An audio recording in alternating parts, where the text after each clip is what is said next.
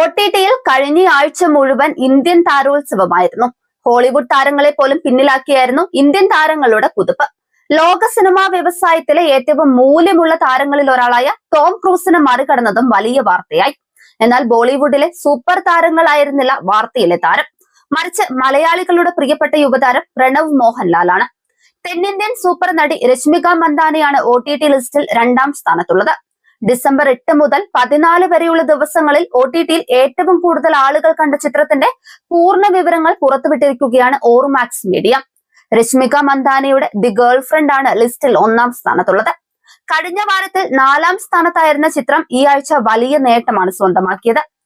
2.5 million കാഴ്ചക്കാരാണ് the girl friend ഈ ആഴ്ച നേടിയത്. നെറ്റ്ഫ്ലിക്സിൽ ചിത്രത്തിന്റെ സ്ട്രീമിംഗ് തുടരുകയാണ്. മലയാളികൾക്കും അഭിമാനിക്കാവുന്ന നേട്ടമാണ് ഈ വാരം OTTയിൽ സംഭവിച്ചത്.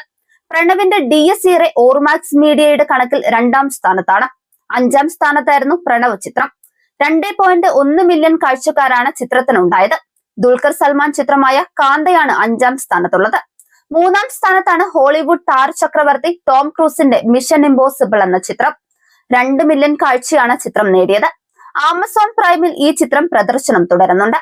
4ാം സ്ഥാനത്ത് വരുൺ ധവാൻ ചിത്രം സണ്ണി സംസ്കാരി കി തുളസി കുമാരിയാണ്.